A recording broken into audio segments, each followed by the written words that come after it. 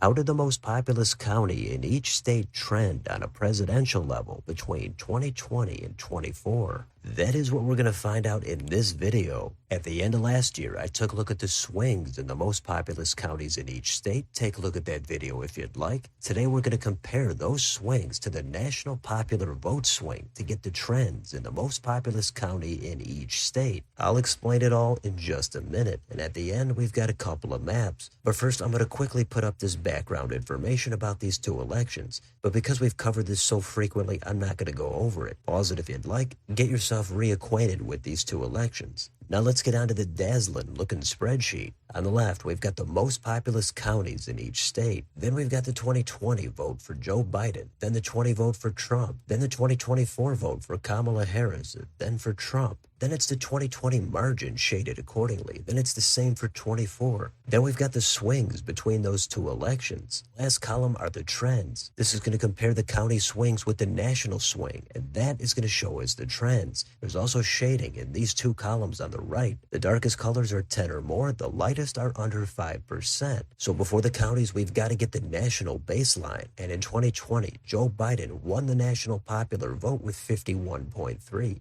Donald Trump got 46.8. In 24, Kamala Harris got 48.3. Trump won it with 49.8. The margin for Biden in 20 was 4.5. The margin for Trump in 24 was 1.5. That is easy math. That's 4.5% away from Biden and the Dems, another 1.5 toward Trump and the Republicans. Once you combine those, that's a 6% national popular vote swing toward the Republicans. So any county that swung higher than that is going to be a red trend. Anything less than that is going to be a blue one. So let's look at the first county. It's Jefferson County, Alabama. Biden did win that county with 55.8%. Trump got 42.6. In 24, Harris went down a little bit to 54.3. Trump went up a little bit to 43.9. The margin for Biden in 20 was 13.2. The margin for Harris in 24 was 10.4. That means Jefferson County, home of Birmingham, swung 2.8 toward Trump, but that 2.8 is less than the 6% national swing toward the right. So 6% minus 2.8 comes out to a blue trend of 3.2%. So that's how this works. Let's quickly go through the rest of these counties. In Alaska, they have boroughs, and the city of Anchorage trended bluer by 5.1. Maricopa County, Arizona, a slight blue trend of 0.4%. Pulaski, Arkansas, was a lot bluer than that at 5.6. In Los Angeles County, California, that county swung 11.3% toward Trump. That is way above the national swing of 6%. So that's going to be our first red trend, and that comes out to 5.3. The county and the city of Denver, Colorado, trended bluer by 0.7. Fairfield, Connecticut, had a red trend of 1.6. Newcastle, Delaware, was blue at 1.4. Miami-Dade County, Florida, that had the biggest trend out of all the states. It's the only one in double digits, and it trended red at 12.7. Fulton County, Georgia, was bluer at 4.1. Honolulu, Hawaii, same direction at 0.8. Ada, Idaho, was redder by 0.5 point. Cook County, Illinois, was even redder at 2.7. Now we've got some blue trends. We've got Marion County, Indiana, at 4.4. Polk, Iowa, 1.6. Johnson, Kansas, 6.2. Jefferson, Kentucky, 2.4. East Baton Rouge Parish, Louisiana, at 4.1. And Cumberland, Maine, at 5.6. Then in Montgomery County, Maryland, they had a small red trend of 0.8%. And how about Middlesex County, Massachusetts? They had the smallest trend out of all the states. They swung perfectly in line with the country at 6% toward the GOP. So there's technically no trend here whatsoever. However, if you break it down to the hundredths of a percent, then it does very slightly tilt toward the Dems. In Wayne County, Michigan, they trended redder at 3.1. Then more blue trends in Hennepin County, Minnesota at 5.2. Hines, Mississippi, 3.6. St. Louis, Missouri, 5.4. Yellowstone, Montana, 2.7. And Douglas, Nebraska at 4.8. Then in Clark County, Nevada, they had enough of a red swing there that they also trended toward the right at 0.8%. Hillsborough County, New Hampshire went toward the Dems at 1.3. Bergen County, New New Jersey toward the right at 6.9. Bernalillo, New Mexico is bluer at 2.6. Kings, New York is redder at 5.7. Wake, North Carolina, bluer at 5. Also in that direction, it's Cass County, North Dakota at 4/10. Franklin, Ohio at 2.8. Oklahoma County, Oklahoma at 5.4. And Multnomah County, Oregon, home of Portland, they had the biggest blue trend out of all the counties. That came in just above Johnson County, Kansas at 6.3. And in Philadelphia, Pennsylvania at 1.4. In Providence, Rhode Island, that had a red trend of 2.9.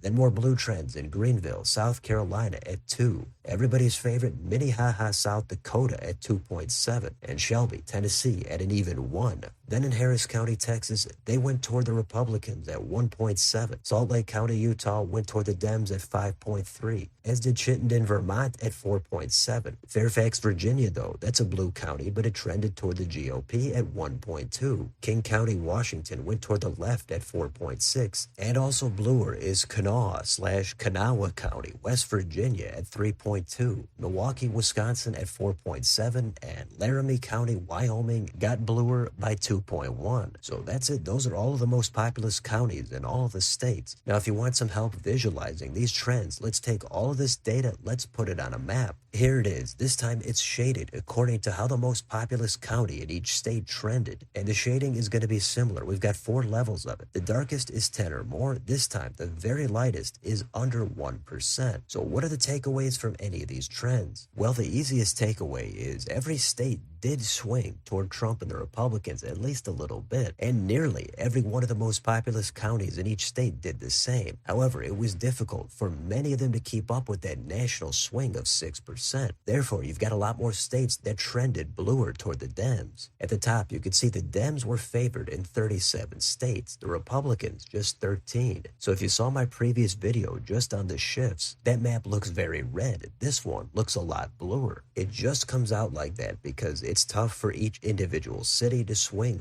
more than 6%. But going beyond that, much of that national popular vote movement was in blue states in California, Illinois, New York, and New Jersey.